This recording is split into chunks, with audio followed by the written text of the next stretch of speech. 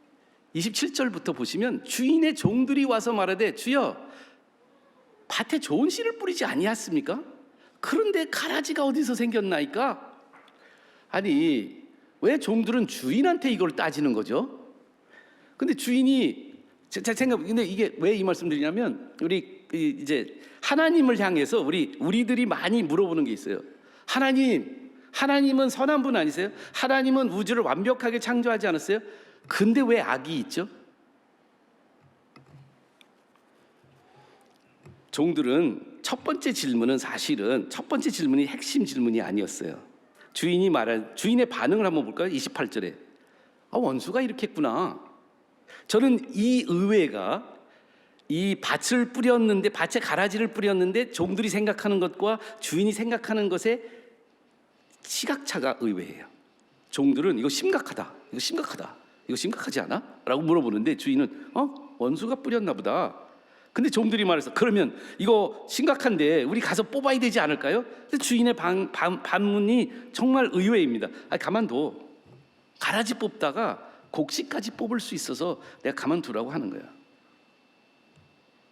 우리에게는 예수님의 이런 반응, 즉 이 인본주의적이고 악이 창궐하는 이 땅에서 크리스천으로 살아가는 우리들이 가라지를 심은 원수의 존재에 대해서 의식하고 인식하고 그것을 보호하고 막아야 한다는 그 메시지와 더불어서 다시 말씀드리면 가라지는 주의를 하지만 너무 주목하면 안 된다는 메시지로 저는 들립니다.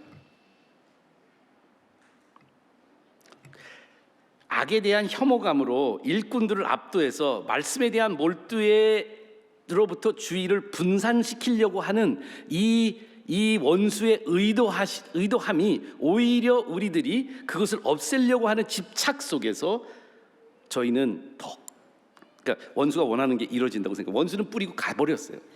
원수가 원했던 거는 우리가 가라지에 좀 집착하기를 원했던 것 같아요.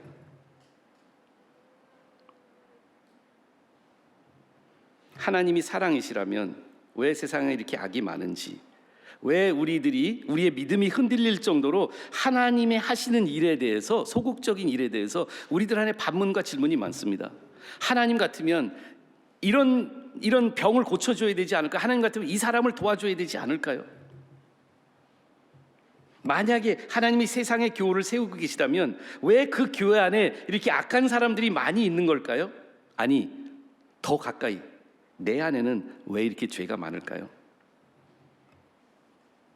악이 만약에 반하나님적이라면 악을 제거하는 것이 하나님의 뜻이어야 하지 않겠습니까? 라는 우리들 안에 반문이 있습니다. 악의 근원에 대한 신학적인 질문만큼 악의 제거에 대한 제자들의 윤리적 질문도 거의 같은 빈도로 제기됩니다. 교회가 도덕적으로 살아있는 한 끊임없이 주님께 우리가 이 악과 어떻게 싸워야 합니까? 라고 물을 것입니다. 근데 예수님의 대답은 의외입니다. 아니다. 가만둬라. 가라지를 뽑다가 밀까지 뽑을지 모른다고 대답하십니다. 예수님이 약해 보입니다. 악을 없애기보다는 악과 공존하는 것이 타협적이고 비논리적이고 무력적으로 보입니다.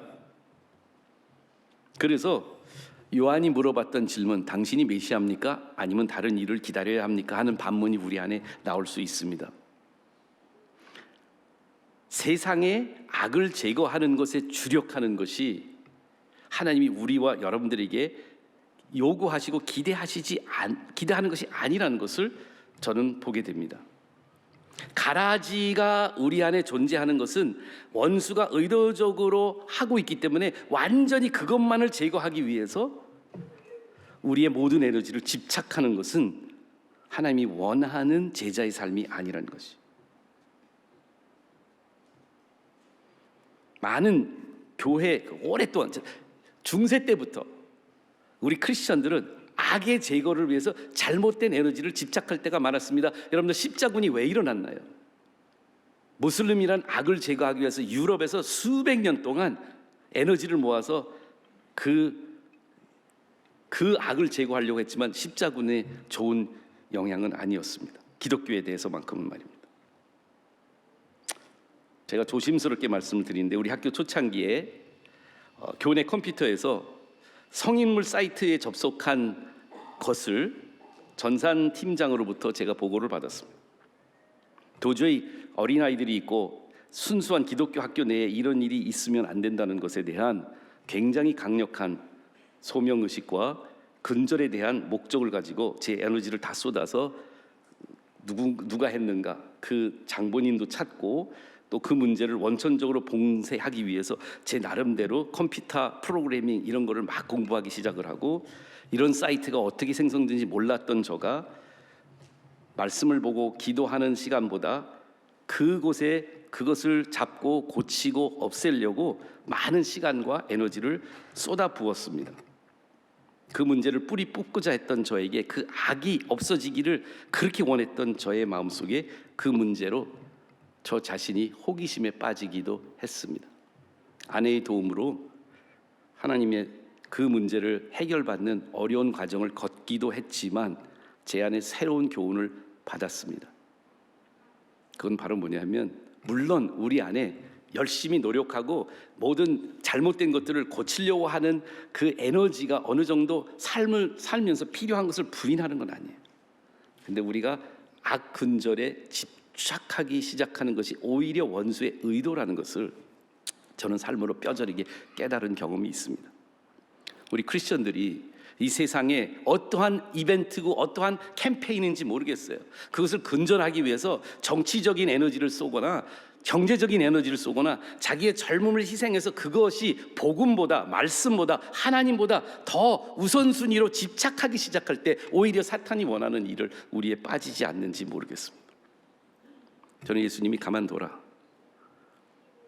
그 가만두라는 말씀은 악에 대한 하나님의 생각이 낫다는 것은 아닙니다.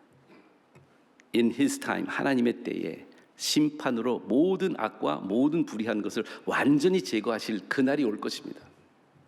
근데 그날까지 우리들은 이 안에서 가라지를 알고 인식하고 주의하지만 가라지에 집착할 필요는 없습니다.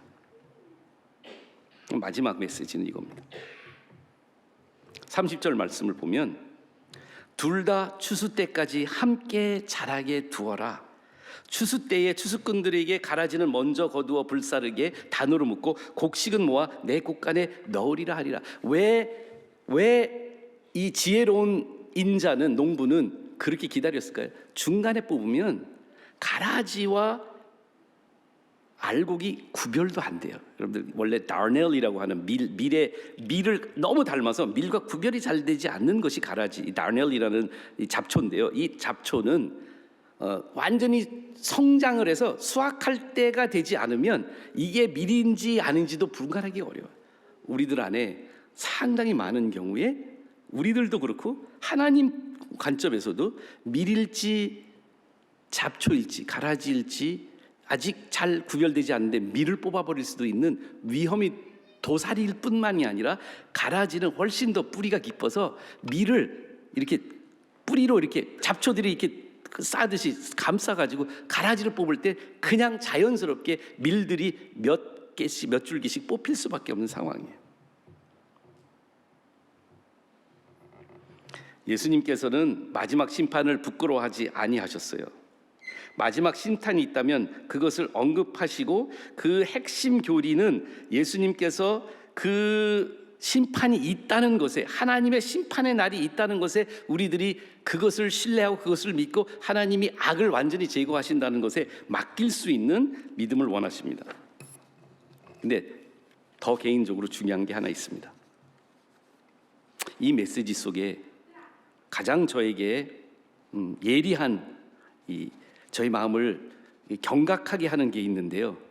바로 우리들의 영적인 정체성이 현재로 밀일지 가라지일지 잘 알 수 없다는 사실이 있다는 겁니다. 우리의 삶 속에서 어떤 씨앗이 우리 삶 속에 많이 있고 제대로 있는지, 그리고 그것이 옥토에 떨어져서 지금 열매를 맺기 위해서 자라고 있는 상황인지, 아니면 우리가 가라지인지, 우리의 생각 속에 더 많은 가라지의 생각들이 가득 차서 밀밭이 아니라 가라지밭이 되어가고 있는지를 우리도 잘 알 수 없습니다. 근데 예수님이 아직 온전히 정확하게 죄에 대해서, 악에 대해서 다 수술하고 있지 않는 이유가 있다면 그것은 가라지인 여러분과 저가, 가라지가 더 많은 여러분과 저가 알곡이 되고 밀밭이 될 수 있도록 기다리고 계신 것 아닐까요? 베드로서 3장 9절은 이렇게 말합니다. 주의 약속은 어떤 이들이 더디다고 생각하는 것 같이 더딘 것이 아니라 오직 주께서는 너희를 대하여, 우리를 대하여 오래 참으사 아무도 멸망하지 아니하고 다 회개하기에 이르기를 원하시느니라. 아직 내 삶 속에 말씀의 씨앗이 제대로 안착되지 못하고 내 삶 속에 인본주의적인 생각이 여기저기 많이 풍만하게 널브러져 있다면 아직 뽑지 않고 있고 악을 제거하지 않는 이유가 다른 게 아니라 여러분과 제가 온전한 밀밭이 되고 온전한 좋은 씨앗의 열매를 맺는 삶이 될 때까지 기다리고 계신 하나님이 아닌지요. 기도하시겠습니다. 오늘 말씀은 쉬운 말씀이 아니었습니다. 제자들에게도 예수님이 이 말씀을 했을 때 제자들의 마음속에 뜨끔함, 의외들이 생성됐을 것 같아요.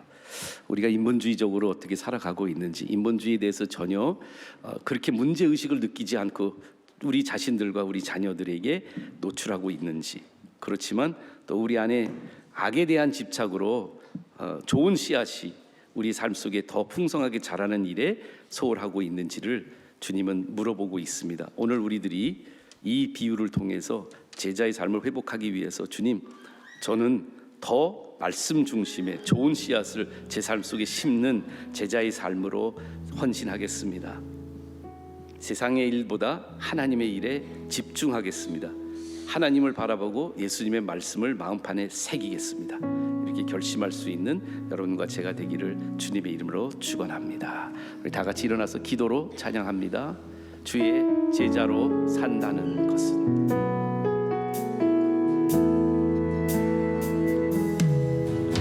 주의 제자로 산다는 것은 나도 그들을 용납하는 것,